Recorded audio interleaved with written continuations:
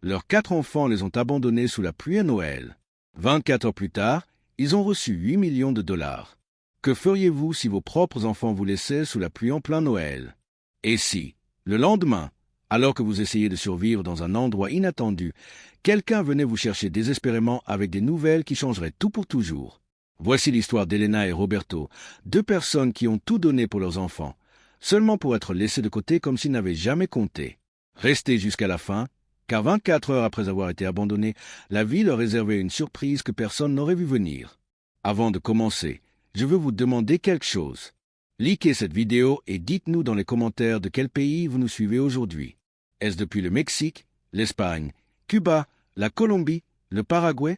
Cela me fait tellement plaisir de lire chaque commentaire et de découvrir que nos histoires atteignent tant de coins du monde, unissant les cœurs malgré les distances. Maintenant, commençons cette histoire qui, j'en suis sûr, touchera votre âme.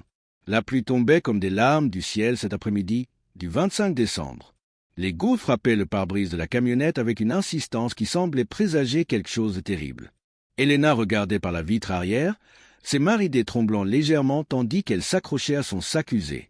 À ses côtés, Roberto essayait de garder son calme, bien que ses yeux fatigués reflétaient une inquiétude croissante. Ils avaient passé 62 ans ensemble, 62 ans d'amour, de sacrifice, de joie et de douleur partagées. 62 ans à construire une vie, élever 4 enfants, travailler jusqu'à l'épuisement pour leur donner tout ce qu'eux-mêmes n'avaient jamais eu. Et maintenant, à 83 ans, Elena ne pouvait s'empêcher de ressentir un vide dans le ventre qui n'avait rien à voir avec la faim. « Où allons-nous exactement ?» demanda Elena d'une voix tremblante à son fils aîné Diego, qui conduisait la mâchoire serrée et les yeux fixés sur la route sombre. « Nous te l'avons dit, maman. Nous devons régler certaines choses, » répondit Diego sur un ton froid qu'Elena reconnaissait à peine. Ce n'était pas l'enfant qu'elle avait bercé dans ses bras, celui qui pleurait lors des cauchemars et courait vers elle pour chercher du réconfort. Sur le siège passager se trouvait Gabriela, la 2e fille. Elle ne jeta même pas un regard à sa mère, se contentant de regarder son téléphone en faisant défiler l'écran avec une expression d'ennui total. À l'arrière, aux côtés d'Elena et Roberto, se trouvaient les 2 plus jeunes enfants, Andrés et Patricia. Aucun d'eux ne prononçait un mot. Le silence qui émanait d'eux était plus glacial que la tempête qui faisait rage dehors.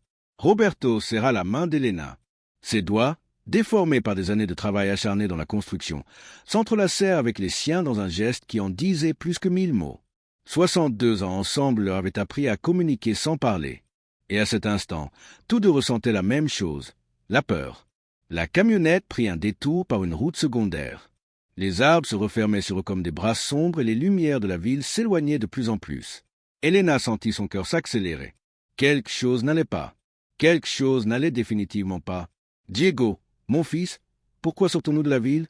demanda Roberto, sa voix encore ferme malgré son âge. « Tu avais dit que nous allions dîner ensemble à Noël. »« Changement de plan, papa, » répondit Diego sans aucune émotion.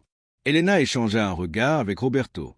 Dans les yeux de son mari, elle vit la même terreur qu'elle ressentait. Après toute une vie ensemble, après s'être sacrifiés pour ces 4 êtres humains qui les entouraient maintenant avec des visages de pierre, comment tout avait-il pu en arriver là? Le souvenir frappa Elena comme un raz-de-marée. 20 ans auparavant, lorsque Diego avait perdu son emploi et était sur le point de perdre sa maison, Elena et Roberto avaient vendu leur petite entreprise familiale, une épicerie qu'ils avaient bâtie avec des décennies d'efforts pour donner à Diego l'argent dont il avait besoin. 5 000 $ qui représentaient tout leur patrimoine, tout leur avenir, toute leur sécurité. Ils l'avaient fait sans hésiter, parce que c'était leur fils, leur premier-né, et les enfants passent toujours en premier. Ne vous inquiétez pas, leur avait alors dit Diego, les larmes aux yeux. Je vous rendrai chaque centime et quand vous serez vieux, je m'occuperai de tout. Vous ne manquerez jamais de rien. Mais les années passèrent et l'argent ne revint jamais. Et maintenant, 20 ans plus tard, Elena et Roberto vivaient dans un petit appartement de 2 pièces, survivant avec leur maigre pension qui leur permettait à peine de subvenir à leurs besoins essentiels. La camionnette ralentit et s'arrêta enfin au milieu de nulle part. La route était déserte, entourée d'arbres denses et d'obscurité totale. La pluie frappait avec plus de force maintenant, créant un fracas assourdissant contre le toit du véhicule. « Pourquoi nous arrêtons-nous ici ?» demanda Elena, sa voix se brisant complètement pour la première fois. Diego éteignit le moteur. Le silence qui suivit fut pire que n'importe quel cri.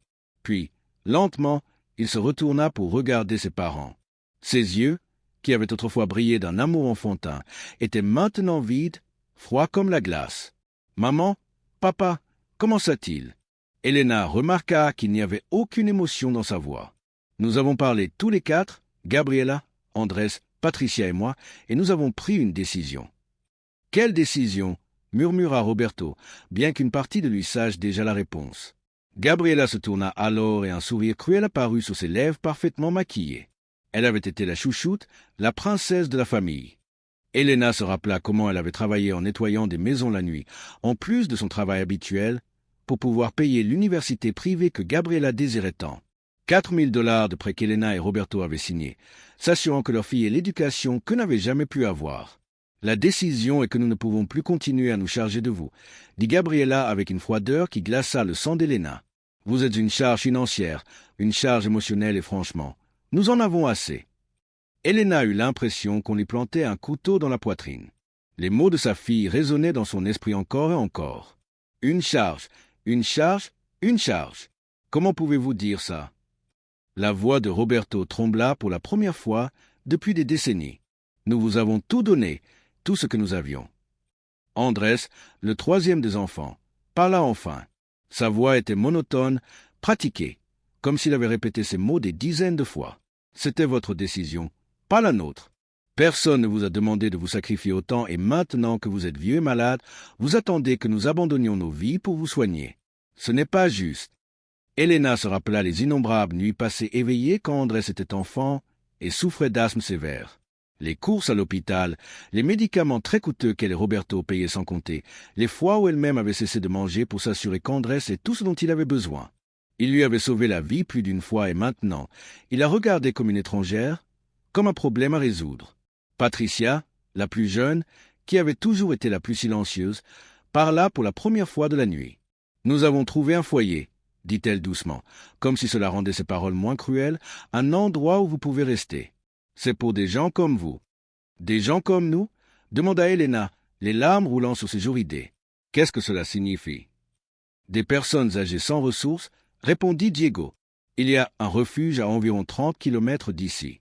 Vous pouvez y aller ou vous débrouiller comme vous pouvez, mais vous ne pouvez plus vivre avec aucun de nous et nous n'allons plus vous entretenir. » Le monde d'Elena s'effondra à cet instant. Cela ne pouvait pas être réel. Cela ne pouvait pas se passer. Ce n'étaient pas ses enfants. Les enfants qu'elle avait élevés, aimés, protégés de toutes ses forces. Les enfants pour qui elle avait renoncé à ses rêves, son confort, son avenir. « S'il vous plaît, » supplia Elena, sa voix se brisant en sanglots. « S'il vous plaît, ne nous faites pas ça. Nous sommes vos parents. Nous vous aimons. Nous vous avons toujours aimés. » Mais leurs paroles tombèrent dans l'oreille d'un sourd. Diego était déjà sorti de la camionnette en ouvrant la porte arrière. La pluie entra immédiatement, trempant Elena et Roberto. « Descendez » ordonna Diego. « Maintenant, Diego » cria Roberto, sa voix emplie de désespoir. « Je suis ton père. Comment peux-tu nous faire ça à Noël? Comment peux-tu nous abandonner ainsi ?» Mais Diego se contenta de les regarder avec des yeux vides. Andrés et Patricia sortirent de l'autre côté de la camionnette, laissant la place aux personnes âgées. Gabriela ne prit même pas la peine de se retourner. Elle continua de regarder son téléphone, indifférente au drame qui se déroulait autour d'elle. Elena et Roberto n'avaient pas d'autre choix. Avec des mouvements lents et douloureux, ils sortirent de la camionnette. La pluie les frappa immédiatement, les trempant jusqu'aux os en quelques secondes. Elena vacilla et Roberto la soutint de ses bras tremblants. « Et nos affaires ?» demanda Elena, s'accrochant à un mince espoir. « Nos vêtements, nos médicaments. » Diego ouvrit le coffre et en sortit 2 petites valises. Il les jeta sur le sol boueux à côté de leurs parents. Les valises s'ouvrirent à l'impact et les vêtements d'Elena se salissaient immédiatement. « C'est tout ce dont vous avez besoin, » dit Diego en sortant également une enveloppe de sa poche et en la jetant. « Il y a 200 $ ici. C'est plus que ce que vous méritez, compte tenu de tout ce que vous nous avez demandé au fil des ans. » Elena resta à regarder l'enveloppe dans la boue, les larmes se mêlant à la pluie sur son visage. 200, c'était la valeur de 62 ans de sacrifice pour leurs enfants. 2 cents misérables dollars. « Ne faites pas ça, » supplia Roberto une dernière fois. « S'il vous plaît, enfants, nous sommes une famille. » Mais Diego était déjà de retour dans la camionnette. Andrés et Patricia montèrent également sans jamais se retourner. Gabriela leva enfin les yeux de son téléphone, regarda ses parents trompés et dévastés sous la pluie, puis esquissa un léger sourire avant de reporter son attention sur l'écran. Le moteur rugit de nouveau. Les feux arrière s'allumèrent, baignant Elena et Roberto d'une lumière rouge sang, et la camionnette commença à s'éloigner. Elena cria. C'était un cri venant du plus profond de son âme. Un cri de douleur si intense qu'il déchira la nuit. Elle courut derrière la camionnette, ses vieilles jambes glissant dans la boue, les bras tendus vers ses enfants qui s'éloignaient. « Non, s'il vous plaît, ne nous laissez pas. Nous vous aimons. Nous vous avons toujours aimé. » Sa voix se brisa en sanglots déchirants tandis que la camionnette accélérait, ses feux disparaissant dans l'obscurité de la tempête. Roberto la rattrapa et la serra dans ses bras pendant qu'elle s'effondrait, ses genoux cédant, son corps secoué de sanglots incontrôlables. Ils tombèrent ensemble dans la boue, enlacés, tandis que la pluie continuait de tomber sans pitié et que l'obscurité les enveloppait complètement. Ils étaient seuls, complètement seuls sur une route déserte, abandonnés par les mêmes êtres humains qu'ils avaient mis au monde, qu'ils avaient élevés avec un amour infini, qu'ils avaient toujours placé au-dessus de tout le reste. « Que avons-nous fait de mal ?» sanglota Elena contre la poitrine de Roberto. « Que avons-nous fait de mal pour mériter ça ?» Roberto n'avait pas de réponse. Il ne pouvait que la serrer plus fort tandis que ses propres larmes se mêlaient à la pluie. En 83 années de vie, il avait affronté la pauvreté, la maladie, la perte, mais rien, absolument rien, ne se comparait à la douleur d'être abandonné par ses propres enfants. La tempête rugissait autour d'eux et ils restèrent là, au milieu de la route vide, deux vieillards brisés se demandant comment l'amour le plus pur qu'ils aient jamais connu, l'amour de parents pour leurs enfants, avait pu finir de manière aussi cruelle. Ils ne savaient pas combien de temps avait passé. Cela aurait pu être des minutes ou des heures. Le froid s'était infiltré jusqu'à leurs os et Elena commençait à trembler violemment. Roberto savait qu'il devait bouger, qu'il devait trouver un abri où l'hypothermie les emporterait avant l'aube. Avec un effort surhumain, il aida Elena à se relever. Ils ramassèrent leurs valises trompées et l'enveloppe d'argent dans la boue. Roberto prit la main d'Elena et ils commencèrent à marcher le long de la route, sans savoir où ils allaient, sans savoir ce que l'avenir leur réservait. Ils ne savaient qu'une chose avec certitude. Leurs enfants les avaient abandonnés à Noël. Et cette trahison, cette blessure dans leur cœur, ne guérirait jamais. Ils marchèrent pendant ce qui sembla une éternité. La route s'étendait devant eux comme un serpent sombre, sans fin en vue. Les pieds d'Elena lui faisaient mal à chaque pas. Ses vieilles chaussures, déjà trouées avant cette nuit, étaient maintenant complètement détruites et l'eau froide s'infiltrait à chaque mouvement. Roberto n'était pas en meilleur état. Son dos, qui avait supporté des décennies de travail pénible dans la construction, criait d'agonie à chaque pas. « Nous devons continuer », murmurait Roberto, plus pour lui-même que pour Elena. « Nous devons continuer ». Elena avait à peine la force de respirer. Les sanglots avaient laissé place à un engourdissement émotionnel presque pire. Elle se sentait vide, comme si tout ce qui avait fait d'elle ce qu'elle était avait été arraché de l'intérieur et jeté dans la boue avec leurs valises. Elle se souvenait de chaque sacrifice comme si c'était hier. Elle se rappelait quand Diego avait 7 ans et voulait un vélo pour son anniversaire. Il n'avait pas d'argent, mais Elena avait travaillé en double service pendant 2 mois, nettoyant des bureaux la nuit après son travail habituel, pour pouvoir lui acheter ce vélo. Elle se souvenait de la lumière dans les yeux de Diego lorsqu'il l'avait vu, de la façon dont il l'avait serré dans ses bras en lui disant que c'était la meilleure maman du monde. Où était cet enfant maintenant? Qu'était-il arrivé à ce garçon qu'il aimait tant? Elle se souvenait quand Gabriela était tombée malade, à 12 ans d'une grave infection rénale. Les médecins avaient dit qu'elle avait besoin d'une opération coûteuse que l'assurance ne couvrait pas entièrement. Elena et Roberto avaient hypothéqué leur maison, la petite maison qu'ils avaient mis 15 ans à payer, pour couvrir les frais médicaux. Gabriela avait survécu, elle avait prospéré, et maintenant cette même Gabriela l'avait regardée avec mépris avant de l'abandonner sur une route déserte. Les souvenirs continuaient d'affluer, chacun plus douloureux que le précédent. Andrés et son asthme, Patricia et ses difficultés d'apprentissage qui avaient nécessité des années de thérapie coûteuse. Les innombrables nuits sans sommeil, les repas qu'Elena et Roberto sautaient pour que leurs enfants puissent manger, les vêtements qui ne s'achetaient jamais pour que leurs enfants puissent être bien habillés. Tout avait été fait par amour. Chaque sacrifice, chaque douleur, chaque renoncement, tout avait été par amour.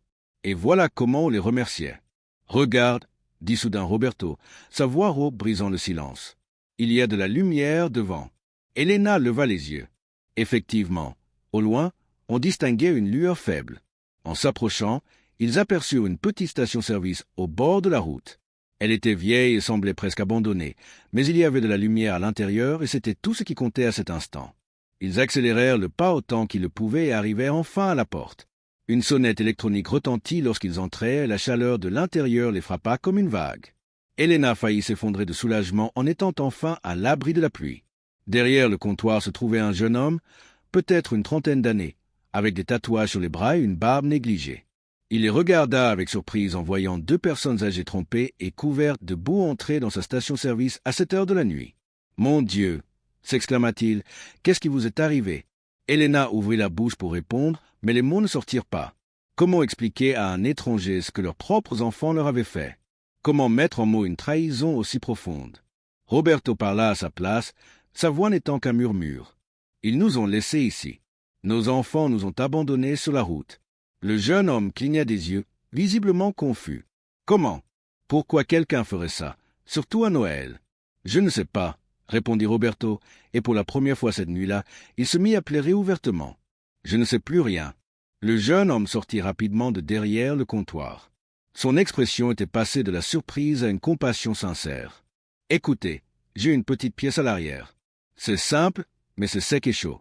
Vous pouvez y rester cette nuit et laissez-moi vous préparer quelque chose de chaud à boire. » Elena retrouva enfin sa voix. « Nous n'avons pas beaucoup d'argent. »« Je ne veux pas de votre argent, » l'interrompit le jeune homme avec fermeté. « Personne ne devrait être dehors par une nuit comme celle-ci, surtout pas des personnes comme vous. Venez, suivez-moi. » Il les conduisit par une porte arrière vers une petite pièce qui servait visiblement d'entrepôt et de bureau. Il y avait des cartons empilés contre les murs, mais aussi un vieux canapé et une table avec une cafetière. Le jeune homme commença à déplacer des cartons pour faire de la place. « Je m'appelle Thomas, » dit-il en travaillant. « Ce sont mes grands-parents qui m'ont élevé. » Sa voix se brisa légèrement. « Je ne peux pas imaginer que quelqu'un leur fasse ça. Je ne peux vraiment pas. » Il prépara du café chaud et trouva quelques couvertures vieilles mais propres. Elena et Roberto s'assirent sur le canapé, toujours tremblants, encore sous le choc. Thomas leur apporta le café et s'assit en face d'eux, le visage rempli d'inquiétude. « Voulez-vous que j'appelle la police ?» demanda-t-il. « Ce que vos enfants ont fait ne peut pas être légal. » Roberto secoua lentement la tête. « Ce sont nos enfants, » dit-il d'une voix brisée. « Peu importe ce qu'ils ont fait, je ne peux pas. »« Je comprends, » répondit Thomas doucement. « Mais au moins, laissez-moi vous aider. Demain, je pourrai vous emmener là où vous devez aller. Avez-vous un endroit ?» Cette question transperça le cœur d'Elena comme une nouvelle dague. Non, ils n'avaient nulle part où aller. Diego leur avait retiré l'appartement où ils vivaient 2 semaines plus tôt, disant qu'il en avait besoin pour d'autres raisons. C'est pour cela qu'ils avaient accepté quand leurs 4 enfants les avaient invités à dîner ensemble à Noël. Ils avaient pensé que peut-être leurs enfants avaient enfin reconnu ce qu'ils avaient fait, qu'ils allaient enfin s'occuper d'eux, comme ils avaient promis tant d'années auparavant, qu'ils avaient été naïfs, terriblement, douloureusement naïfs. « Non, » murmura Elena, « nous n'avons nulle part où aller. » Le silence qui suivit fut écrasant. Thomas les regarda avec une profonde tristesse dans les yeux. « Alors, vous restez ici pour l'instant, » dit-il enfin. « Ce n'est pas grand-chose, mais c'est quelque chose. Et demain nous trouverons une solution. » Cette nuit-là, Elena et Roberto dormirent enlacés sur le vieux canapé à l'arrière de la station-service. Physiquement, ils étaient plus à l'aise que sur la route, mais émotionnellement, la douleur restait insupportable. Elena pleurait en silence tandis que Roberto la tenait contre lui, ses propres larmes mouillant les cheveux de son épouse. « 62 ans, » murmura Roberto dans l'obscurité. « 62 ans ensemble, Elena. Nous avons traversé tant de choses, mais jamais je n'aurais pensé que nos propres enfants. » Chut, le consola Elena, même si son propre cœur était en miettes. Au moins, nous avons l'un l'autre. Nous nous sommes toujours eu l'un l'autre. Et c'était vrai. Au milieu de toute cette obscurité, il leur restait leur amour. Un amour qui avait résisté à 6 décennies, qui avait survécu à la pauvreté, à la maladie, aux pertes. Un amour que même cette trahison monumentale ne pouvait détruire. Mais allongé là dans le noir, ils se posaient tous de la même question. Comment allait-il continuer? Comment allait-il surmonter cela? Comment vivre en sachant que les 4 êtres humains qu'ils avaient le plus aimés au monde les avaient jetés comme des déchets? Ils n'avaient pas de réponse. Ils n'avaient que la douleur, la confusion et l'un l'autre. La nuit s'étira interminablement. À travers la petite fenêtre de la pièce, Elena voyait la tempête continuer, les éclairs illuminant parfois le ciel sombre. Chaque coup de tonnerre la faisait sursauter et les souvenirs revenaient en vagues implacables. Elle se rappela le jour où Diego était né. L'accouchement avait été compliqué et les médecins lui avaient dit qu'elle avait failli mourir. Mais quand ils avaient enfin posé ce bébé dans ses bras, quand elle avait regardé ses petits yeux la fixer avec une telle confiance, elle avait su qu'elle ferait n'importe quoi pour lui. Elle l'avait su de tout son être et elle l'avait fait. Elle l'avait fait pour Diego, pour Gabriela, pour Andrés, pour Patricia. Elle avait tout donné. Et pourquoi? Elle se rappela les mots de Diego dans la camionnette. Vous êtes une charge? Ces deux mots résonnaient dans son esprit encore et encore. Chaque répétition était comme un nouveau coup de couteau. Après tout ce qu'ils avaient donné, après tous les sacrifices, voilà comment leurs enfants les voyaient, comme un fardeau. Roberto bougea à ses côtés et Elena, ce qui ne dormait pas non plus. 62 ans ensemble signifiait qu'ils connaissaient chaque respiration, chaque mouvement de l'autre. « Tu es réveillé » murmura-t-elle. « Oui » répondit-il, sa voix lourde d'épuisement émotionnel. « Je n'arrête pas de penser. Je n'arrive pas à comprendre. Elena, j'ai l'impression que c'est un cauchemar dont je vais me réveiller. »« Je sais » dit-elle en serrant sa main. « Je sentais la même chose. Je les ai tant aimés, » continua Roberto, sa voix se brisant. « Je les ai aimés de tout ce que j'avais. J'ai travaillé jusqu'à ce que mon corps se brise pour leur donner une bonne vie. Et eux n'ont même pas cligné des yeux en nous laissant là. » Elena n'avait pas de mots pour consoler. Que pouvait-elle dire? Il n'y avait pas de consolation pour cela. Il n'y avait aucun moyen d'adoucir cette réalité brutale. Gabriela n'a même pas levé les yeux de son téléphone, dit Elena, une nouvelle vague de douleur la traversant. Elle ne nous a même pas regardés quand elle nous a abandonnés, comme si nous n'étions rien pour elle. Tu te souviens quand elle a eu cette infection rénale?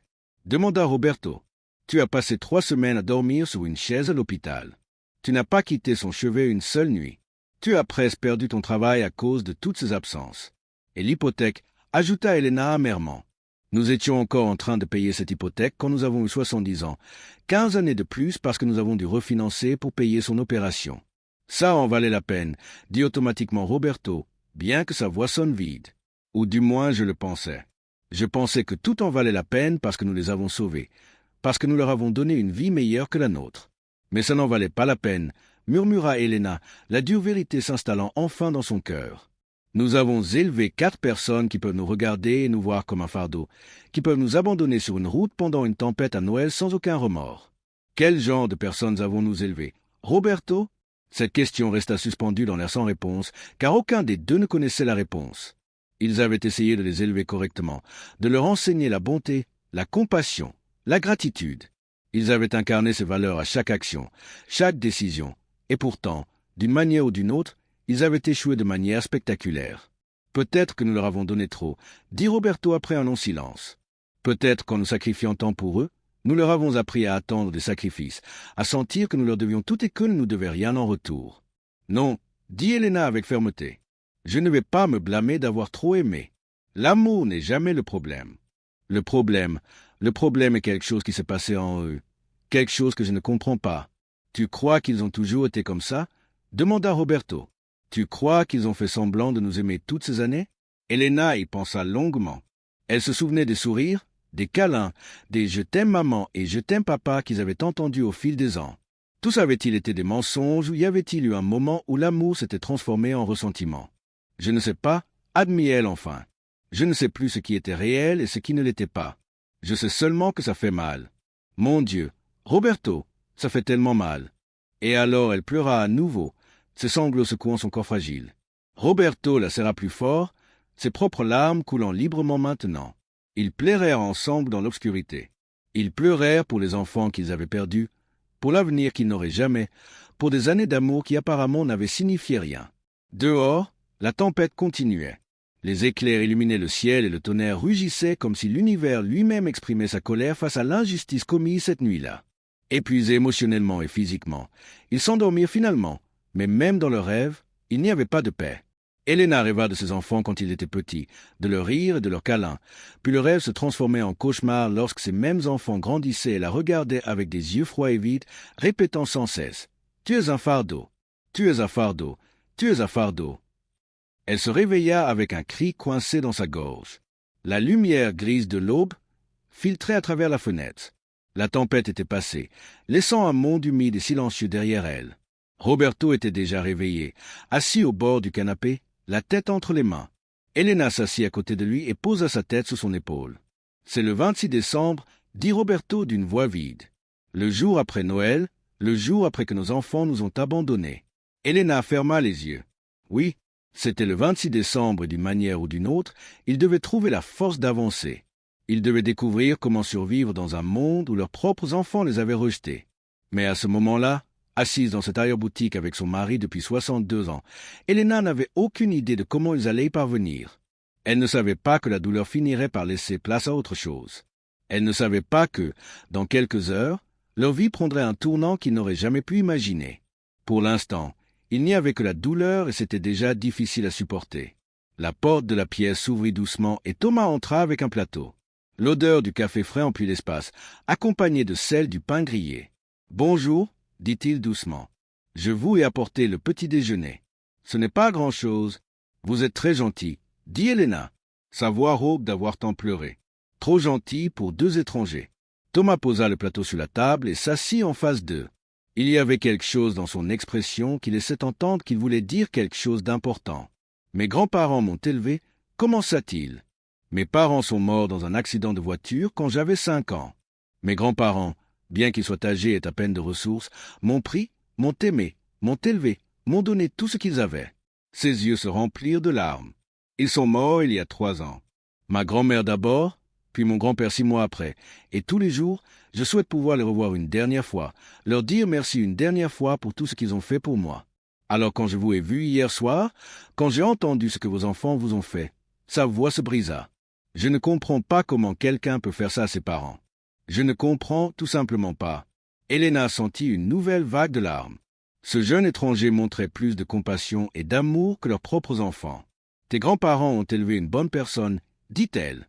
Ils devaient être très fiers de toi. Ils l'étaient, sourit tristement Thomas, et moi, j'étais fier d'eux. Madame Elena, Monsieur Roberto, je ne sais pas ce qui est arrivé à vos enfants. Je ne sais pas ce qui les a transformés en personnes capables de faire une telle chose, mais je veux que vous sachiez que le problème n'est pas vous. Vous n'avez rien fait de mal. Le problème est en eux. Ça ne se sent pas comme ça, admit Roberto. On dirait qu'on a échoué d'une manière fondamentale. Non, dit Thomas avec fermeté. Vous avez aimé. Cela n'est jamais un échec. Ils ont échoué à recevoir cet amour avec gratitude. C'est leur échec, pas le vôtre. Ils prirent leur petit déjeuner en silence après cela, chacun perdu dans ses propres pensées. Elena mâchait mécaniquement le pain grillé sans vraiment le savourer. Son esprit continuait de repasser les événements de la nuit précédente, cherchant un signe qu'elle aurait pu manquer, un indice que cela allait se produire. Mais il n'y avait eu aucun signe, ou peut-être qu'il y en avait eu et qu'elle avait été trop aveugle pour les voir. Elle se souvenait de petits moments au fil des années. Les remarques blessantes de Gabriela sur le fait qu'ils avaient toujours besoin de quelque chose. L'impatience de Diego lorsqu'il l'appelait pour demander de l'aide pour des choses simples comme programmer le DVD. La façon dont Andrés et Patricia n'avaient jamais le temps de leur rendre visite. Peut-être que les signes avaient toujours été là. Peut-être qu'elle avait juste refusé de les voir. Ils terminèrent leur petit déjeuner et Thomas récupéra les assiettes, regardant sa montre. « Il est presque 9 heures du matin, » dit-il. « Y a-t-il quelqu'un que vous pouvez appeler? Un ami ou un membre de la famille ?» Elena et Roberto échangèrent un regard. La triste réalité était qu'ils n'avaient personne. Toute leur vie avait tourné autour de leurs enfants. Les amis qu'ils avaient s'étaient éloignés au fil des ans ou étaient morts. La famille élargie était dispersée à travers le pays et n'avait pas eu de contact réel avec eux depuis des années. Ils étaient seuls, complètement seuls dans le monde, à l'exception l'un de l'autre. « Il n'y a personne, dit enfin Roberto. Juste nous deux. » Thomas acquiesça lentement, visiblement attristé par cette réponse, mais pas surpris. « Alors, voici ce que nous allons faire, dit-il. Vous pouvez rester dans cette pièce aussi longtemps que vous en aurez besoin. Je n'utilise pas cet espace pour quelque chose d'important. Je vous apporterai de la nourriture et vous pourrez utiliser les toilettes de la station. Pendant ce temps, je vais passer quelques appels. Je vais voir si je peux trouver des ressources communautaires pour vous aider. » « Nous ne pouvons pas accepter cela, » protesta Elena. « Vous en avez déjà fait trop. Vous le pouvez et vous le ferez, » dit Thomas avec un sourire doux. « Écoutez, je ne suis pas riche. Cette station-service ne me rapporte presque rien, mais j'ai un toit sur ma tête et de la nourriture sur ma table, et je ne laisserai pas de bonnes personnes souffrir quand je peux faire quelque chose pour aider. » Elena sentit un nœud dans sa gorge. Cet étranger, ce jeune homme qui ne leur devait rien, montrait plus de bonté que leurs propres enfants en des années. « Merci, » murmura-t-elle, incapable d'en dire plus. Thomas retourna à ses tâches dans la station, laissant Elena et Roberto seuls une fois de plus. Elena se leva et alla vers la petite fenêtre, regardant dehors. Le monde semblait lavé et propre après la tempête, le soleil commençant à percer à travers les nuages dispersés. C'était un nouveau jour, le 26 décembre, et d'une manière ou d'une autre, ils devaient trouver un moyen d'avancer. « Que allons-nous faire, Roberto » demanda Elena, sa voix à peine audible. « Comment allons-nous vivre avec ça ?» Roberto s'approcha d'elle et la serra dans ses bras par derrière, posant son menton sur son épaule. Ensemble, ils regardèrent le monde à travers la fenêtre. « Je ne sais pas, » admit-il, « mais nous le découvrirons comme nous l'avons toujours fait. »« Ensemble, ensemble », répéta Elena, s'accrochant à ce mot comme à une bouée de sauvetage. Ils restèrent là longtemps, enlacés, regardant le lever du soleil du 26 décembre. Aucun des deux ne savait que dans quelques heures, leur monde allait de nouveau changer complètement. Aucun ne pouvait imaginer que la douleur qu'ils ressentaient à ce moment-là allait bientôt laisser place à quelque chose de totalement inattendu. Pour l'instant, il n'y avait que le présent. Et dans le présent, ils devaient apprendre à respirer à nouveau, à exister dans un monde où leur cœur avait été brisé par les mêmes personnes qui étaient censées les aimer le plus. Vers 11 heures, Thomas frappa de nouveau à la porte. « Il y a quelqu'un ici qui veut vous voir » dit-il. Et il y avait quelque chose d'étrange dans sa voix que Elena ne pouvait identifier. « Qui » demanda Roberto en se levant. « Il dit que c'est un notaire » répondit Thomas, et qu'il doit parler de toute urgence avec Elena et Roberto Martinez. Elena sentit son cœur s'arrêter. Un notaire. Comment un notaire savait-il qu'ils étaient ici? Comment les avait-il trouvés? Nos enfants l'ont envoyé. Le panique commença à s'emparer d'elle. Ils viennent? Je ne sais pas, dit Thomas. Mais il insiste sur le fait que c'est urgent et qu'il a des documents que vous devez voir. Elena et Roberto se regardèrent. La peur était palpable. Que pouvaient encore leur faire leurs enfants? Quelle autre douleur pouvaient-ils leur infliger? Mais ils n'avaient pas le choix. Avec des pas lents et hésitants, ils suivirent Thomas jusqu'au petit bureau de la station-service. Là, les attendant, un homme d'âge moyen en costume sombre. Il portait une mallette en cuir et son expression était sérieuse, mais non hostile. « Monsieur et Madame Martinez » demanda-t-il lorsqu'ils entrèrent. « Oui » répondit prudemment Roberto. « Qui êtes-vous et comment nous avez-vous trouvés » L'homme tendit la main. « Je m'appelle Fernando Ruiz, je suis notaire public et je vous cherche désespérément depuis hier soir. Vos enfants m'ont donné l'adresse d'un appartement où vous étiez censé vivre, mais les voisins m'ont dit que vous aviez été expulsé. J'ai appelé tous les hôpitaux, refuges et postes de police de la région. Finalement, ce matin, j'ai appelé toutes les stations-service dans un rayon de 50 kilomètres. Le jeune Thomas m'a dit que vous étiez avec lui. » Elena et Roberto ne savaient que dire. Pourquoi un notaire les chercherait-il ainsi? Fernando Ruiz ouvrit sa mallette et en sortit plusieurs documents. « Asseyez-vous, dit-il.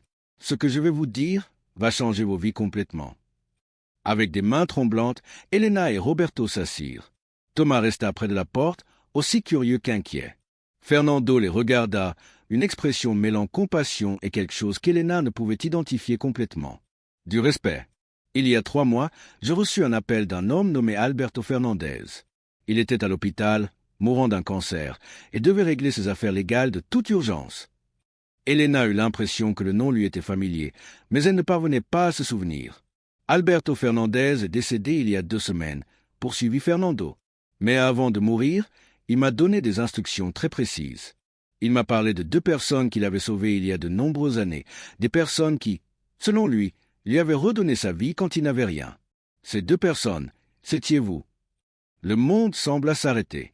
Elena fouilla sa mémoire et soudain, un éclair de souvenir la frappa. « Alberto » murmura-t-elle. « Alberto, le jeune homme qui vivait dans la rue. »« Exactement » confirma Fernando, un petit sourire apparaissant sur son visage. « Il m'a raconté toute l'histoire.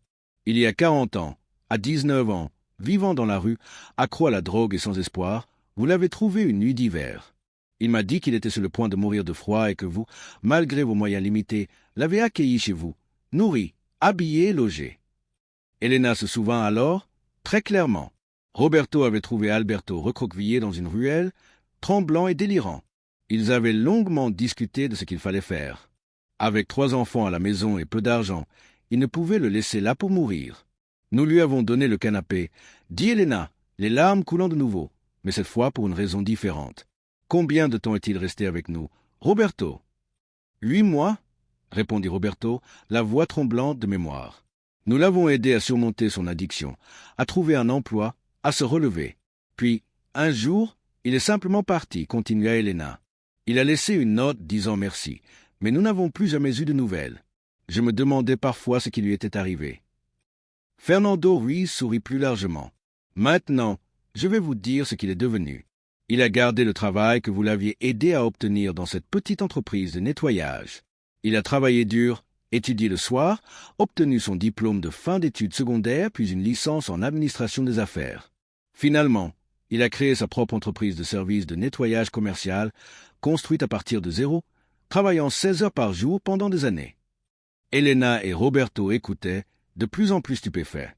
Son entreprise a prospéré, continua Fernando. Il a obtenu des contrats avec des bâtiments corporatifs, puis les complexes entiers. Il y a 10 ans, il a vendu son entreprise pour une somme considérable.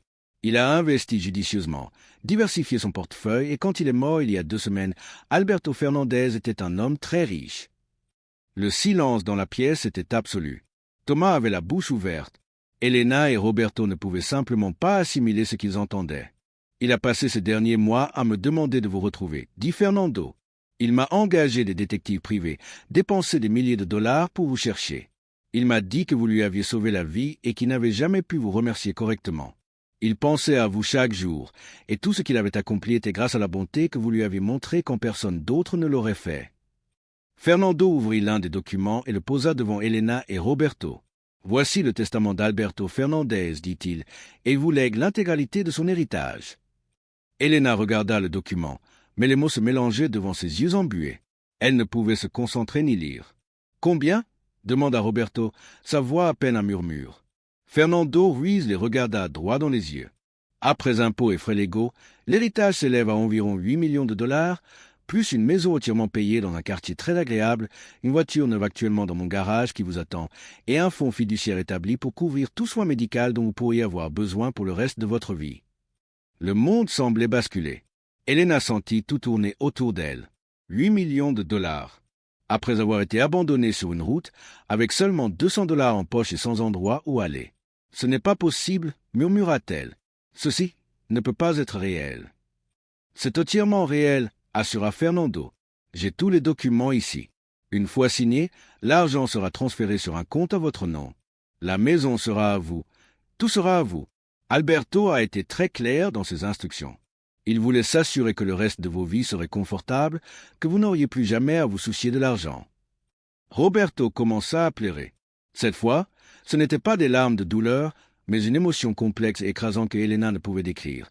Soulagement, gratitude, émerveillement, peine pour tout ce qu'ils avaient perdu, joie pour ce qu'ils avaient gagné, tout mêlé dans un tourbillon impossible à démêler. « Nous avons montré de la bonté, dit Roberto entre sanglots. C'est tout ce que nous avons fait. Nous avons juste été gentils avec quelqu'un dans le besoin et il ne l'a jamais oublié, dit Fernando. Il m'a fait promettre sur son lit de mort de vous retrouver, de m'assurer que vous sachiez combien cela comptait pour lui. Il m'a fait promettre de vous dire que vous étiez la seule personne dans sa vie à lui montrer un amour inconditionnel et que cet amour l'avait sauvé. » Elena ne pouvait s'arrêter de pleurer. Toutes les émotions des dernières 24 heures se déversaient en elle dans un flot irrésistible. La douleur d'être abandonnée par ses enfants, l'amour d'un étranger qui ne les avait jamais oubliés, la cruauté de certains et la bonté des autres. C'était trop à traiter d'un seul coup. Thomas pleurait également, appuyé contre le mur, observant cette scène incroyable se dérouler. « Il y a autre chose, » dit Fernando, une touche d'ombre dans sa voix maintenant. « Alberto m'a demandé d'inclure une clause spéciale dans son testament. Il m'a instruit que, une fois que vous aurez signé les documents et que l'héritage sera officiellement à vous, je devais contacter vos 4 enfants et leur expliquer exactement ce qui s'était passé. » Elena leva brusquement les yeux. « Pourquoi » Fernando sourit, mais ce n'était pas un sourire heureux. Alberto avait enquêté sur leur situation. Il avait découvert comment leurs enfants les avaient traités, comment il leur avait tout pris sans jamais rien rendre. Il avait découvert qu'ils allaient se retrouver sans abri et voulait que leurs enfants sachent que le couple qu'ils avaient abandonné, qu'ils avaient traité comme un fardeau, venait de devenir millionnaire. Il voulait qu'ils vivent avec cette connaissance. Roberto rit amèrement. « Vengeance » ? Justice, corrigea Fernando. Alberto m'a dit que, sans votre bonté, il serait mort dans cette ruelle il y a 40 ans. Il a dit que vous vous étiez sacrifié pour lui alors que vous n'aviez aucune raison de le faire, alors que vous aviez votre propre famille à nourrir, et il voulait que vos enfants sachent la valeur de ce qu'ils ont rejeté. Elena ne savait pas quoi ressentir. Une partie d'elle voulait que ses enfants sachent, qu'ils ressentent, même un peu, la douleur qu'ils avaient causée. Mais une autre partie, la partie encore maternelle, qui avait aimé ses enfants depuis leur naissance, se sentaient simplement tristes. Tristes, car leurs enfants avaient perdu quelque chose de plus précieux que de l'argent. Ils avaient perdu leur humanité. « Quand allez-vous leur dire ?» demanda-t-elle. « Aujourd'hui, répondit Fernando. Une fois que vous aurez signé ce document, j'irai personnellement voir les 4 et leur dirai exactement ce que leur mère et leur père ont hérité, et exactement quand ils l'ont hérité. 24 heures après avoir été abandonnés sur une route. » Elena ferma les yeux. Elle imagina les visages de ses enfants lorsqu'ils l'apprendraient. Elle imagina l'incrédulité de Diego, la colère de Gabriela, la frustration d'Andrés, le regret ou non de Patricia. « Très bien, dit-elle enfin. Faites-le. » Fernando posa les documents devant eux et leur tendit un stylo. Elena regarda le papier, vit son nom écrit dessus, vit les chiffres impossibles qui représentaient désormais leur avenir. « Avant de signer, dit soudain Roberto, j'ai besoin de savoir quelque chose. Alberto a-t-il eu une bonne vie? A-t-il été heureux? » Fernando sourit sincèrement pour la première fois. Il s'est marié il y a 35 ans avec une femme merveilleuse. Ils ont eu 3 enfants ensemble, tous adultes et prospères. Il m'a dit que sa plus grande fierté était d'avoir brisé le cycle, que ses enfants avaient grandi en connaissant la valeur de l'amour et de la gratitude parce qu'il les avait enseignés, parce que vous lui aviez appris. Il est mort entouré de sa famille, en paix, sachant qu'il avait vécu une vie pleine de sens. Donc oui, monsieur Roberto, Alberto a été très, très heureux. Roberto hocha la tête, les larmes coulant librement sur son visage. Alors, ça en valait la peine, dit-il. Tout valait la peine. Et, les mains tremblantes, ils scièrent tous deux les documents. Fernando Ruiz empacó cuidadosamente los documentos firmados en su maltain. La transferencia de fondos comenzará mañana, explicó. Debería completar son aproximadamente una semana. Mientras tanto, tengo autorización de la herencia para dar un adelanto de $50,000 efectivo hoy mismo para que puedan comenzar a organizarse. Sacó un sobre grueso y él lo colocó sobre la mesa. Elena lo miró como si fuera un objeto extraterrestre. Esto es demasiado, susurró. No puedo. Puden y lo harán, interrumpió Fernando con suavidad. Esta es la voluntad de Alberto. Él quería esto para usted. Por favor, respetando su deseo, aceptándolo. Tomás se acercó, limpiando las lágrimas de los ojos. Esto es increíble, dijo con voz entrecortada. Usted mostraron bondad cuando no tenían razón para hacerlo. Y ahora el universo tiene forma extraña de equilibrar las cosas, agregó Fernando. No siempre sucede. No siempre la bondad es recompensada ni la crueldad castigada. Pero a veces las estrellas se alinean correctamente. Se levantó y extendió su mano hacia Elena y Roberto. Ha sido un honor conocerlo, dijo. Alberto habló de usted con tanta reverencia, tanta gratitud. Ahora entiendo por qué personas como usted son raras en este mundo. Solo hicimos lo correcto, dijo Elena, todavía aturdida. Nada más. Exactamente, respondió Fernando. Y eso es exactamente lo que los hace extraordinario. Después de que Fernando se fut, prometendo regresar en un día con más documentos y detalles sobre la casa y otra propiedad, Elena, Roberto y Tomás se quedaron en silencio por un largo momento. Dios mío, dijo finalmente Tomás. No puedo creer lo que acaba de pasar. Nosotros tampoco, admitió Roberto, mirando el sobre lleno de dinero sobre la mesa.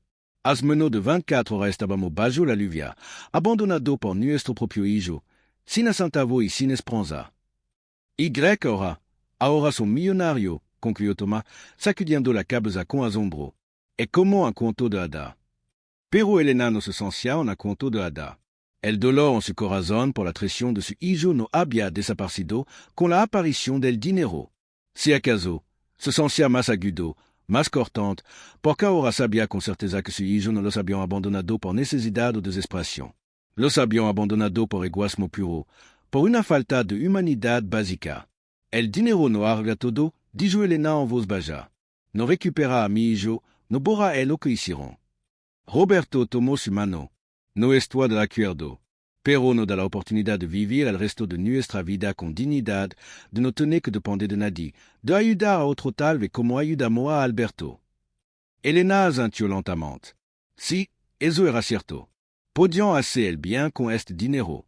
Podían honrar el regalo de Alberto usándolo para mostrar bondad a otro que la necesitaran. Tomás, dijo Elena, volviendo hacia el joven. Tu no ayudas cuando nadie más lo haría. No te conocíamos de nada y aún así nos dis refugio. Comida, bonda. Queremos? No, interrumpió Thomas firmemente. No me deben nada.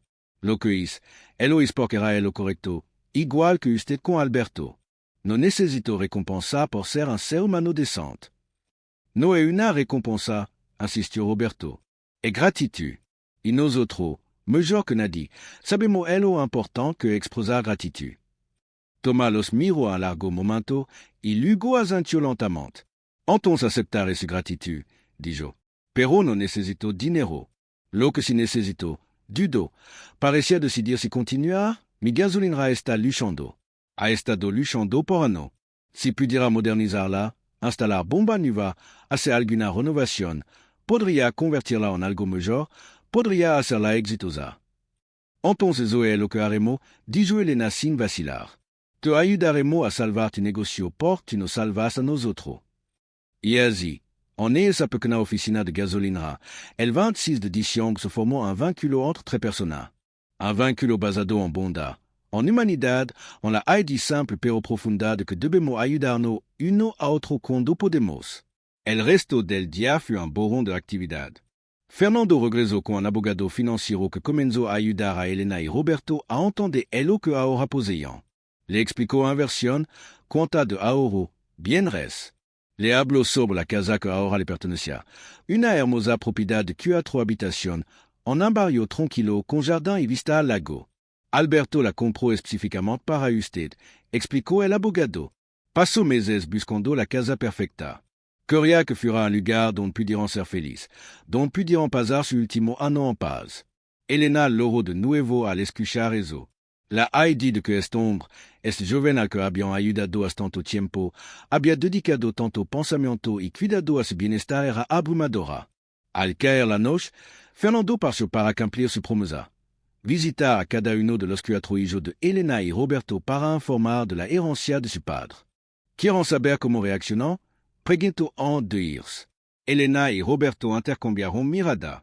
Parte de Elena quería saber, quería ver si habría un momento de arrepentimiento, pero otra parte no quería saber nada, no quería contaminar este nuevo comienzo con el dolor del pasado.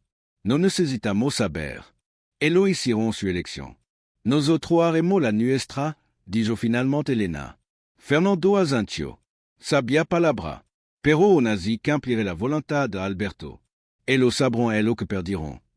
Ce fut, dejando a Elena y Roberto a la gasolinera con Thomas, 3 personas unidas por circunstancia extraordinaria, por bondad en momento de oscuridad. Esa noche, Elena y Roberto durmieron en el mismo sofá donde habían pasado la noche anterior, pero todo era diferente. Ahora el mundo entero era diferente. En 24 horas habían quedado al fondo más profundo de la desesperación y habían sido elevados a altura que nunca hubieran imaginado posible. Esto estaría pasando o vamos a despertar y descubrir que fue solo un sueño, susurró Roberto a la oscuridad. Si es un sueño, respondió Elena, apretando su mano, entonces estoy sonando contigo como él lo hecho durante 62 años. Elena sonrió la oscuridad.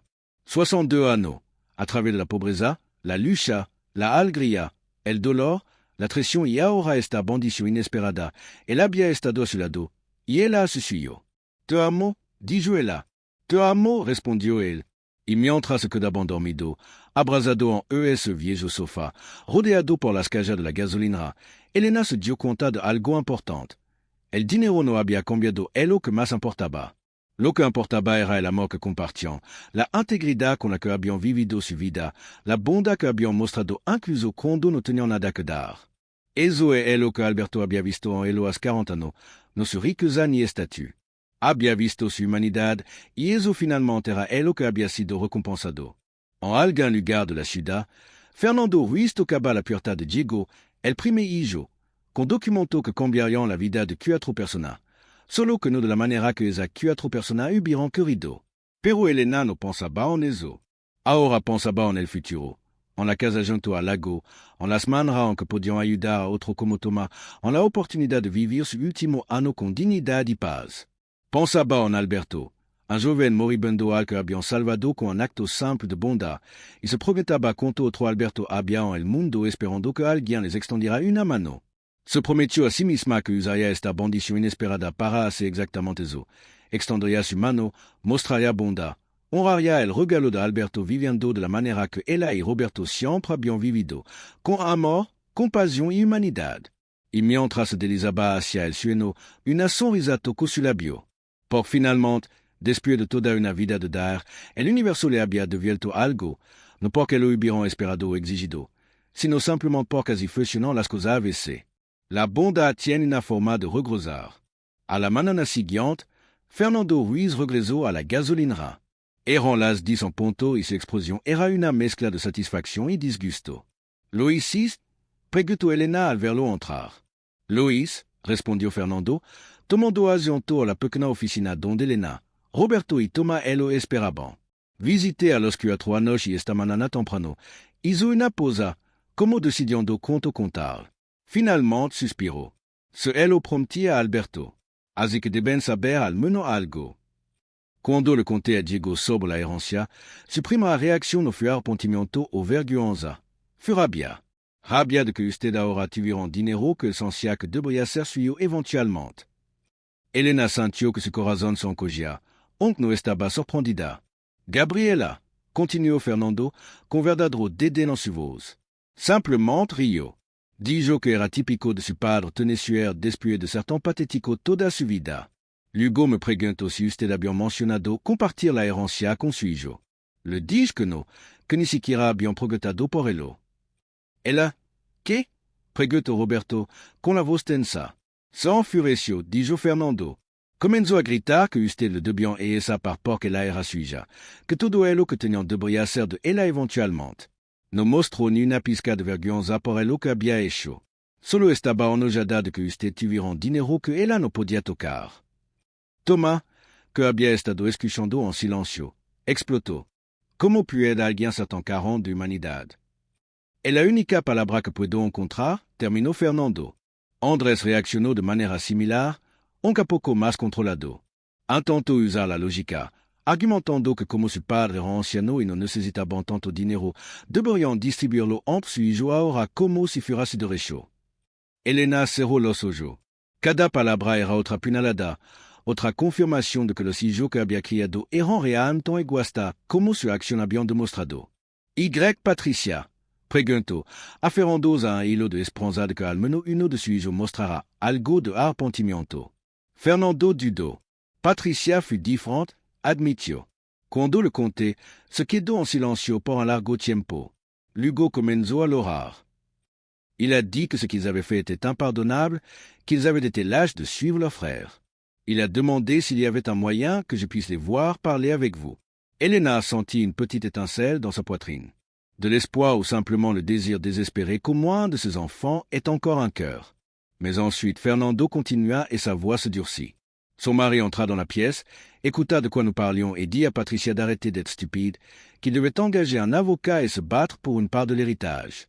Il dit qu'après toutes les années où vous aviez saigné vos enfants avec des demandes d'aide, il était juste qu'ils reçoivent une compensation. À présent, la petite étincelle d'espoir mourut. Et Patricia demanda à Elena, bien qu'elle connaissait déjà la réponse. Que dit Patricia? Elle n'a rien dit, répondit Fernando tristement. Elle a juste regardé le sol pendant que son mari continuait à parler d'avocat et de procès. Elle ne s'est pas opposée, n'a pas défendu sa position. Elle s'est simplement laissée faire. Roberto se leva brusquement et marcha vers la fenêtre, ses épaules tremblantes. Elena savait qu'il essayait de ne pas pleurer devant les autres, de garder la contenance qui avait été son armure toute sa vie. Alors, voilà, dit Elena d'une voix vide. Nous avons vraiment perdu. Nous avons perdu nos 4 enfants, pas à cause de la mort, qui aurait au moins eu de la dignité. Nous les avons perdus à cause de la cupidité, de l'égoïsme, du manque d'humanité de base. Je ne le vois pas ainsi, dit doucement Thomas. Vous ne les avez pas perdus, vous ne les avez jamais vraiment eus. Ces personnes en qui vos enfants sont devenus, ils se sont perdus eux-mêmes quelque part en chemin. Thomas a raison, ajouta Fernando. Je suis notaire depuis 25 ans. J'ai vu toutes sortes de familles, toutes sortes de relations, et je peux vous dire avec certitude que vos enfants sont l'aberration. Pas vous. La plupart des gens, quand leurs parents âgés ont besoin d'aide, leur donnent de l'amour. Vos enfants sont l'exception, pas la règle. Mais c'étaient nos enfants, murmura Elena. Nous les avons élevés. Nous avons dû faire quelque chose de mal, leur apprendre quelque chose de mal. Non, dit fermement Fernando. Alberto m'a raconté comment vous étiez. Il m'a raconté comment vous avez pris soin de lui, un parfait étranger quand vos propres enfants étaient petits. Il m'a raconté comment votre maison était toujours ouverte à quiconque avait besoin d'aide. Il m'a raconté que vous incarniez la bonté, la générosité et l'amour tous les jours de votre vie. Si vos enfants n'ont pas appris ces leçons, c'est parce qu'ils ont choisi de ne pas le faire. Roberto revint de la fenêtre. Ses yeux étaient rouges mais secs. « Tu as mentionné les procès » demanda-t-il. « Ils vont essayer de nous poursuivre pour l'argent » Fernando acquiesça sérieusement. « C'est possible. Ils le feront probablement. Mais je veux que vous sachiez qu'Alberto avait prévu cela. L'héritage est structuré de manière à être complètement à l'épreuve des attaques légales. Il n'y a aucun moyen qu'il puisse réclamer un seul centime. Alberto a travaillé avec les meilleurs avocats en succession du pays pour s'en assurer. Mais malgré tout, ils essaieront. Probablement, dit Elena, non comme une question mais comme un fait. Probablement, admit Fernando, mais ils échoueront. Et honnêtement, Madame Elena, voulez-vous avoir dans votre vie des personnes qui ne veulent être là que pour votre argent? Des personnes qui vous ont abandonné sur une route sous la pluie sans y réfléchir à 2 fois. C'était une question rhétorique, mais Elena y répondit quand même. Non, je ne veux pas. Je suis leur mère et je les aimerai toujours d'une certaine manière, mais je ne peux pas les avoir dans ma vie. Non, après cela, vous n'avez pas à le faire, dit Roberto en prenant sa main. Nous avons l'un l'autre. Cela suffit. Ça a toujours suffi. Fernando resta un moment de plus pour répondre aux questions sur la logistique, la maison, comment accéder au fonds. Il leur expliqua qu'ils pouvaient emménager à la maison à tout moment, qu'elle était entièrement meublée et prête pour eux. Alberto avait engagé un designer d'intérieur, expliqua-t-il. Il lui avait dit exactement quel style il voulait. Confortable, chaleureux, un endroit où les personnes âgées pourraient vivre avec facilité et dignité. Il y a des barres d'appui dans les salles de bain, une cuisine moderne mais facile à utiliser, une chambre au rez-de-chaussée pour qu'ils n'aient pas à monter les escaliers s'ils ne veulent pas. Elena s'émerveilla de nouveau devant l'attention portée par Alberto. 40 ans après qu'il l'avait aidé, 40 ans à vivre sa propre vie réussie, il avait encore pensé à chaque détail de leur bien-être. « Pouvons-nous voir la maison aujourd'hui » demanda Fernando. Il sourit. « Je m'attendais à ce que vous posiez cette question. J'ai les clés ici. Nous pouvons y aller tout de suite si vous voulez. » Pendant le trajet vers la maison, Elena regardait par la fenêtre de la voiture de Fernando, voyant le monde défiler. C'était le 27 décembre. Il y a seulement 2 jours, ils avaient célébré ce qu'ils pensaient être un dîner de Noël avec leurs enfants. Il y a 2 jours, ils n'avaient aucune idée que leur vie allait changer de manière si dramatique et douloureuse. Et maintenant, seulement 2 jours après, ils étaient en route vers une maison qu'ils n'auraient jamais pu rêver posséder, avec une fortune qui leur assurait qu'ils n'auraient plus jamais à se soucier de l'argent. La vie était étrange, cruelle et généreuse à parts égales. La maison se trouvait dans un quartier calme, entouré d'arbres et avec une belle vue sur le lac derrière. Elle avait 2 étages, peints d'un bleu doux avec des volets blancs. Un chemin de pierre serpentait jusqu'à la porte principale, bordé de jardins qui montraient même en hiver des signes de soins méticuleux. « Elle est magnifique !» murmura Elena en sortant de la voiture. « Attendez de voir l'intérieur » dit Fernando, clairement excité de le montrer. Il ouvrit la porte principale et les guida à l'intérieur. Le salon était spacieux mais accueillant, avec des meubles confortables au ton chaud, une cheminée à gaz probablement facile à utiliser et de grandes fenêtres laissant entrer beaucoup de lumière naturelle. Les murs étaient décorés avec des œuvres d'art simples mais élégantes, rien de tapax en grave-l'œil, tout conçu pour créer un sentiment de paix et de foyer. La cuisine était moderne avec des appareils neufs mais aussi pratiques. Les armoires étaient facilement accessibles, le sol antidérapant, et il y avait beaucoup d'espace pour se déplacer. À l'étage, il y avait 3 chambres supplémentaires, mais comme Fernando l'avait mentionné, il y avait aussi une chambre principale complète au rez-de-chaussée. Elena entra dans cette chambre et s'arrêta net.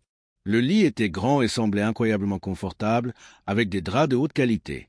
Il y avait une coiffeuse avec un grand miroir, une armoire spacieuse et des portes-fenêtres donnant sur un petit patio arrière avec vue sur le lac. Sur la table de nuit, il y avait une note que Elena prit avec des mains tremblantes et lut à voix haute. « Chère Elena et Roberto, si vous lisez ceci, cela signifie que je suis mort et que nous nous sommes enfin retrouvés. J'ai attendu 40 ans pour pouvoir vous remercier correctement pour ce que vous avez fait pour moi.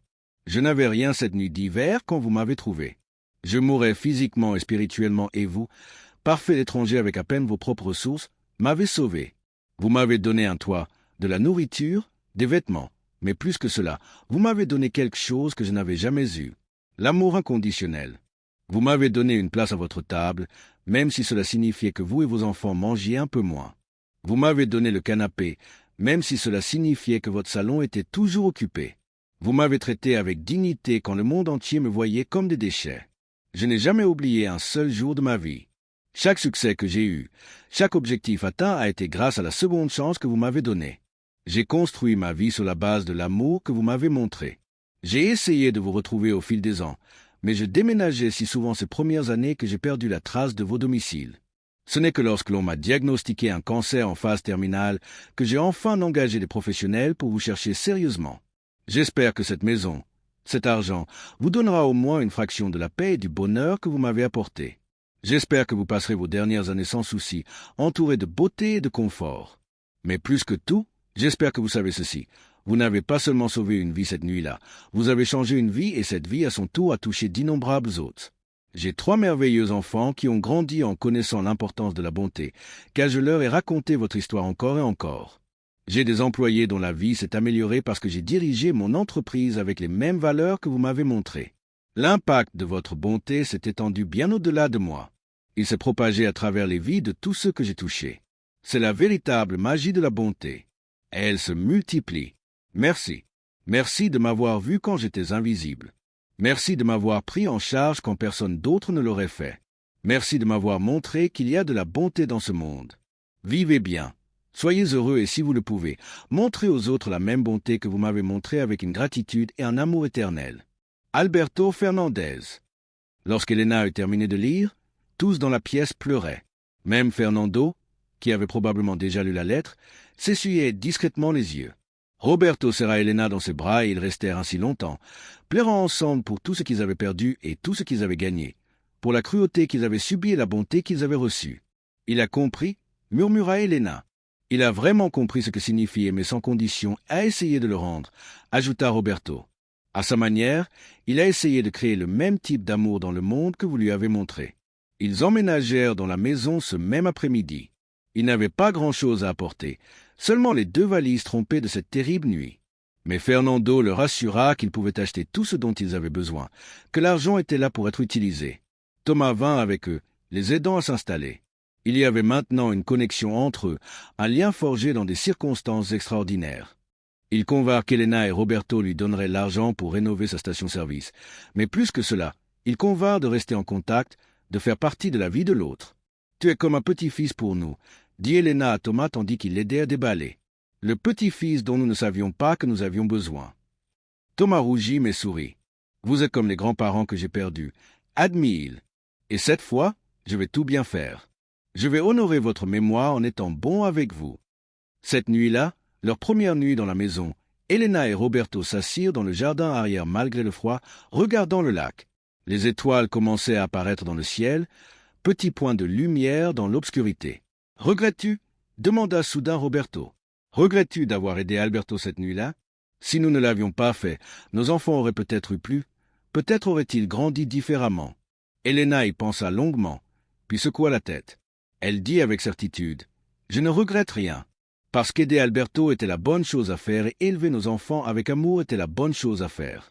Le fait qu'ils aient choisi de ne pas apprécier cela n'est pas notre échec, c'est le leur. Alberto s'est avéré meilleur que nos propres enfants, dit amèrement Roberto. Un étranger que nous avons connu pendant 8 mois nous a montré plus de gratitude et d'amour que les enfants que nous avons élevés pendant des décennies. Peut-être que c'est le point, dit lentement Elena, les pièces commençant à s'assembler dans son esprit. Peut-être qu'Alberto a compris la valeur de ce que nous lui avons donné parce qu'il savait ce que c'était de ne pas l'avoir. Il avait vécu dans la rue, il avait été rejeté par le monde entier. Alors, quand nous lui avons montré de la bonté, il l'a vraiment vu, il a vraiment apprécié. Et nos enfants ? Demanda Roberto. Nos enfants n'ont jamais su ce que c'était de manquer, continua Elena. Nous leur avons donné trop facilement. Ils n'ont jamais eu à se battre, jamais eu à se passer de quelque chose. Pour eux, nos sacrifices sont devenus des attentes. Ils ne les voyaient pas comme des cadeaux d'amour, mais comme des obligations que nous leur devions. C'était une vérité douloureuse. Mais une fois qu'Elena lui dit à voix haute, elle sentit une petite partie de la culpabilité se lever de ses épaules. Ils n'avaient pas échoué en tant que parents. Ils avaient aimé trop bien, protégé trop férocement.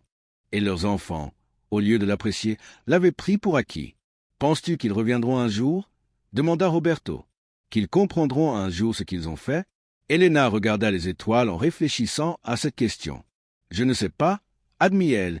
Peut-être qu'un jour, quand ils seront vieux comme nous, quand ils verront leur propre vie touchée à leur fin, peut-être alors comprendront-ils, peut-être alors ressentiront-ils du regret. Mais je ne peux pas attendre ce jour, Roberto. Je ne peux pas vivre ma vie en espérant qu'il change. Alors que faisons-nous? Demanda-t-il. Elena se tourna vers lui. Cet homme qui avait été son compagnon pendant 62 ans, qui avait été à ses côtés à travers tout. Nous vivons, dit-elle, simplement de la manière dont nous avons toujours vécu, avec amour, avec bonté, avec intégrité. Nous utilisons ce cadeau qu'Alberto nous a donné pour faire le bien dans le monde. Nous aidons des gens comme Thomas. Nous montrons aux autres la même compassion que nous avons montrée à Alberto. Et nos enfants? Demanda Roberto. Que faisons-nous avec eux? Elena sentit les larmes picoter ses yeux à nouveau. Nous les laissons partir, murmura-t-elle. Nous les aimons de loin, mais nous les laissons partir parce que nous ne pouvons pas les changer et nous ne pouvons pas vivre nos vies en essayant de gagner l'amour de personnes qui ont montré qu'elles étaient incapables de le donner. Roberto acquiesça lentement et Elena vit ses propres larmes se refléter sur ses joues. « C'est la fin » dit-il. « La fin de notre famille telle que nous la connaissions. »« Non » corrigea Elena. « C'est le début d'une nouvelle famille, une que nous choisissons, pas celle dans laquelle nous sommes nés. Thomas, Fernando, les personnes que nous rencontrerons et aiderons avec cet argent. Voilà notre famille maintenant. » Ils restèrent silencieux après cela, enlacés sous les étoiles, pleurant ce qu'ils avaient perdu, mais trouvant aussi la paix dans ce qu'ils avaient gagné. Ce n'était pas la vie qu'ils avaient imaginée, ce n'était pas la fin de l'histoire qu'ils avaient espérée, mais c'était la leur, ils allaient l'affronter ensemble comme ils l'avaient toujours fait. Les jours suivants furent un tourbillon d'activités. Ils ouvrirent des comptes bancaires, rencontrèrent des conseillers financiers, apprirent sur les investissements et les fiducies. C'était parfois écrasant, mais aussi excitant. Pour la première fois de leur vie, ils n'avaient pas à se soucier de chaque centime.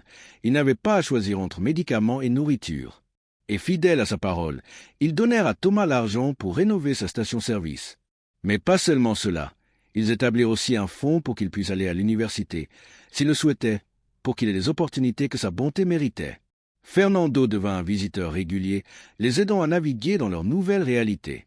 Il leur présenta des avocats spécialisés en succession qui les aidèrent à créer leur propre testament, s'assurant que leur argent irait éventuellement à des organisations caritatives et à des personnes comme Thomas, des personnes qui montraient de la bonté dans le monde. Nous ne voulons pas qu'un seul centime aille à nos enfants, dit fermement Elena lorsqu'ils discutèrent du testament. Ni maintenant ni jamais, qu'ils apprennent à vivre avec les conséquences de leurs actes. L'avocat acquiesça sans jugement. Il connaissait l'histoire, il savait ce qui s'était passé. 2 semaines après avoir emménagé dans la maison, la sonnette retentit. Elena était dans la cuisine en train de préparer du thé quand elle entendit Roberto ouvrir la porte.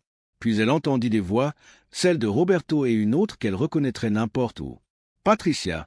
Elena se figea, la bouilloire tremblant dans sa main. Elle n'était pas prête pour cela. Elle ne savait pas si elle serait jamais prête. Elle marcha lentement vers la porte d'entrée. Patricia se tenait sur le seuil, paraissant plus petite qu'Elena ne se souvenait.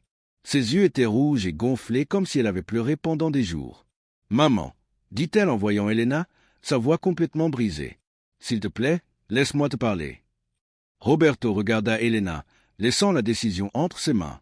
Elena sentit son cœur se déchirer. C'était son bébé, sa fille cadette, la petite fille qu'elle avait bercée quand elle pleurait, qu'elle avait consolée après des cauchemars, qu'elle avait aidée avec ses devoirs jusqu'à tard dans la nuit. Mais c'était aussi la femme qui l'avait abandonnée sur une route sous la pluie à Noël. 5 minutes, dit finalement Elena d'une voix froide. Tu as 5 minutes.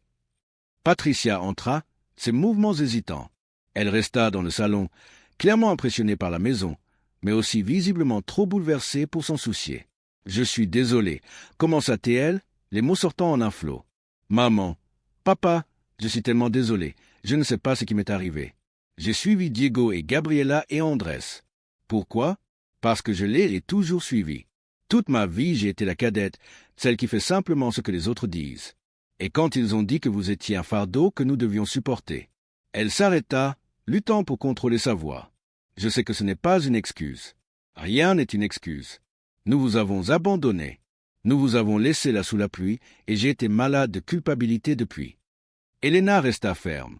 Son visage était un masque de calme, bien que tourmenté à l'intérieur. Es-tu venue parce que tu te sens coupable, Patricia, Où es-tu venu parce que tu as entendu parler de l'argent? Patricia recula comme si elle avait été giflée. Je suis venue parce que je ne peux pas vivre avec moi-même, dit-elle. Oui, je sais pour l'argent. Fernando nous l'a dit.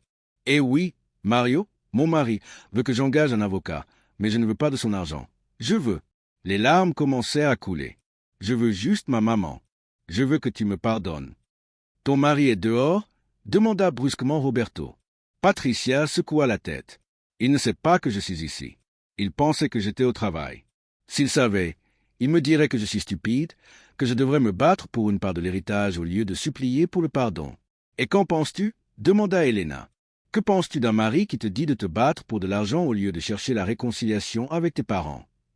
Patricia baissa les yeux. Je pense que je me suis mariée avec le mauvais homme. Le silence qui suivit était lourd.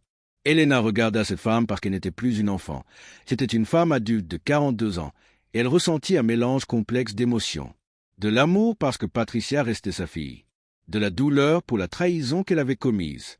De la tristesse, car même maintenant Patricia semblait incapable d'assumer pleinement ses actes, rejetant plutôt la faute sur son mari et ses frères. « Je t'aime » dit enfin Patricia à Elena d'une voix douce mais ferme. « Je t'aimerai toujours parce que tu es ma mère, mais je ne peux pas t'avoir dans ma vie maintenant. Je ne peux pas prétendre que ce que tu as fait ne s'est pas passé ou qu'un simple « je suis désolé » suffit. S'il te plaît, supplia Patricia. Je ferai tout ce que tu veux. Ce que je veux, dit Elena en sentant les larmes commencer à couler sur ses propres joues. C'est du temps. J'ai besoin de temps pour guérir. J'ai besoin de temps pour découvrir qui je suis dans cette nouvelle réalité. Et toi, tu dois découvrir qui tu es. Pas la cadette qui suit les autres. Pas l'épouse qui fait ce que son mari dit. Toi, Patricia, tu dois découvrir ce que représente Patricia quand tu ne te contentes pas de suivre les autres. Comment je fais ça? Demanda Patricia, sa voix petite, presque enfantine. C'est une question à laquelle toi seul peux répondre, dit Roberto. Mais jusqu'à ce que tu le découvres, jusqu'à ce que tu puisses te regarder dans le miroir et dire honnêtement que tu es une bonne personne qui fait de bons choix, nous ne pouvons pas faire partie de ta vie.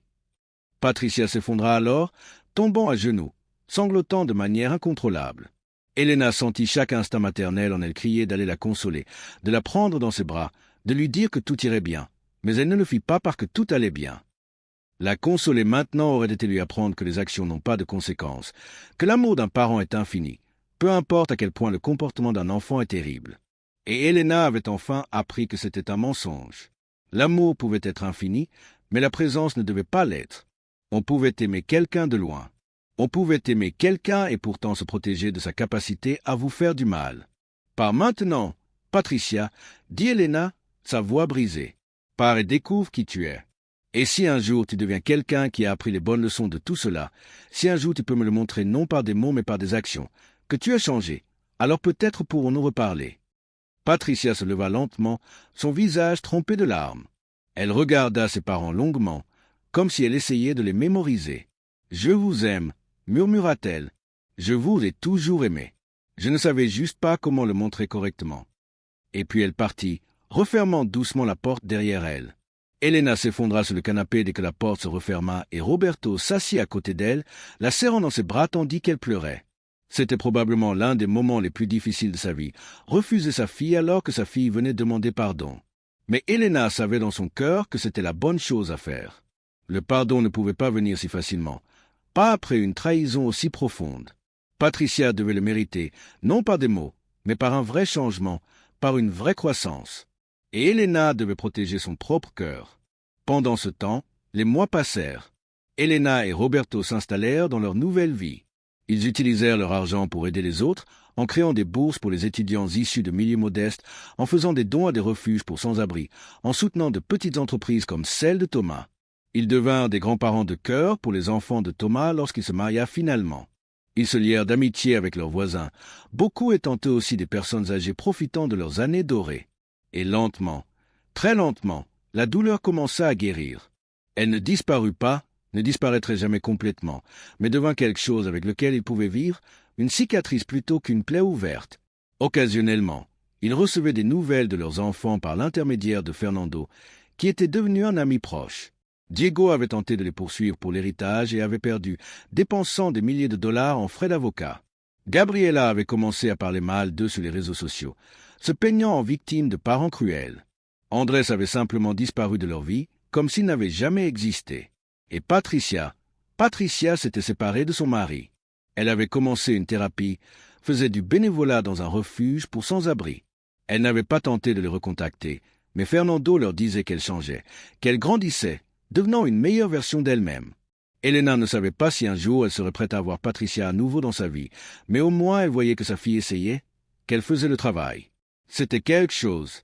Un an après le jour où ils avaient été abandonnés sur cette route, Elena et Roberto s'assirent dans le même jardin où ils avaient eu cette conversation sur le fait de laisser partir leurs enfants.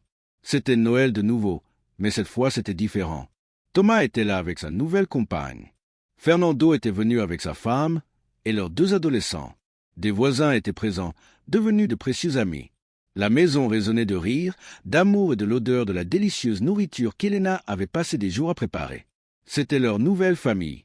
Pas celle dans laquelle ils étaient nés, mais celle qu'ils avaient choisie, qui les avait choisis eux. Heureux? Demanda Roberto en prenant la main d'Elena. Elena regarda autour d'elle toutes ces personnes qui les aimaient sincèrement, qui étaient là non par obligation ou par intérêt, mais parce qu'elles appréciaient vraiment leur compagnie. Oui, dit-elle, surprise de réaliser que c'était vrai. Je suis heureuse.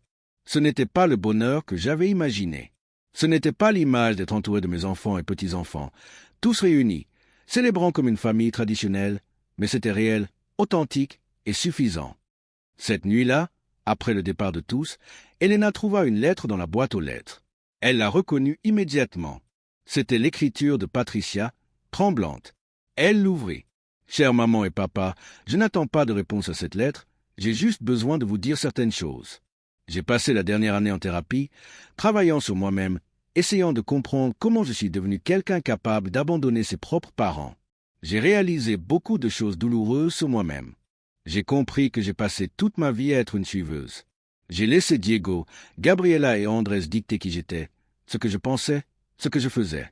Je me suis marié avec un homme qui faisait pareil.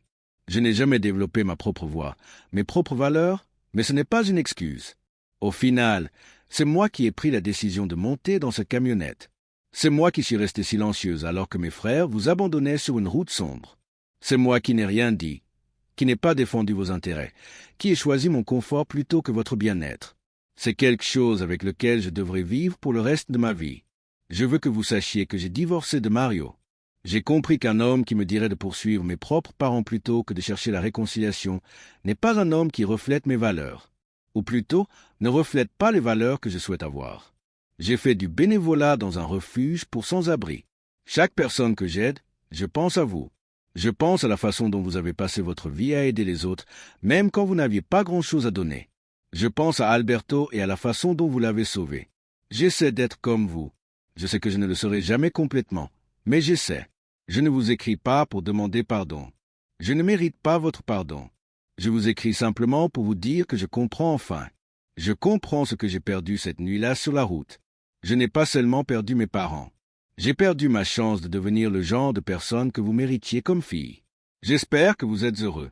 J'espère qu'Alberto vous a donné la vie que vous avez toujours méritée et j'espère que, même si je ne peux pas en faire partie, vous savez que je vous aime. Je vous ai toujours aimé. Je ne savais juste pas comment vous montrer cet amour de manière significative. Joyeux Noël, avec amour et repentance éternelle. Patricia. Elena lut la lettre 3 fois, puis la tendit à Roberto et l'observa la lire, voyant les émotions traverser son visage. « Qu'en penses-tu » demanda-t-elle quand il eut fini. Roberto soupira profondément. « Je pense qu'elle essaie. Elle essaie vraiment. »« Mais nous ne sommes pas prêts » compléta Elena. « Pas encore, acquiesça Roberto. Ils gardèrent la lettre, non pas pour la jeter, mais pour la conserver. Peut-être qu'un jour, quand la blessure serait un peu plus cicatrisée, ils pourraient penser à Patricia sans ressentir tout le poids de la douleur de cette nuit-là. Peut-être alors pourraient-ils envisager de rouvrir cette porte. Mais pas aujourd'hui, pas encore. Pour l'instant, ils avaient leur nouvelle vie, leur nouvelle famille, leur nouvelle chance de vivre avec dignité et paix. Ils savaient l'un l'autre, 63 ans d'amour inébranlable. Ils avaient le cadeau extraordinaire qu'Alberto leur avait donné, pas seulement l'argent, mais la validation que leur bonté avait compté, qu'elle avait changé une vie de manière fondamentale et qu'ils avaient l'opportunité de poursuivre cet héritage, de montrer aux autres la même compassion qu'ils avaient montrée à Alberto, de créer des ondes de bonté qui s'étendraient bien au-delà de leur propre vie. À la fin, C'était cela qui importait. Pas combien d'argent tu avais ou combien d'enfants tu avais ou si ta famille était traditionnelle. Ce qui importait, c'était comment tu vivais, comment tu traitais les autres, quel type d'impact tu laissais dans le monde. Elena et Roberto avaient vécu avec bonté, ils avaient aimé profondément et au final cet amour leur était revenu de la manière la plus inattendue. La bonté retrouve toujours son chemin. Parfois, cela prend 40 ans. Parfois, cela vient des personnes dont on attend le moins, mais toujours, elle revient. Et tandis qu'Elena et Roberto s'asseyaient ensemble dans leur magnifique maison au bord du lac, avec leur cœur encore marqué mais guérissant, avec un futur sûr pour la première fois de leur vie, et ce qu'ils avaient bien fait, qu'ils avaient bien vécu et que cela suffisait enfin.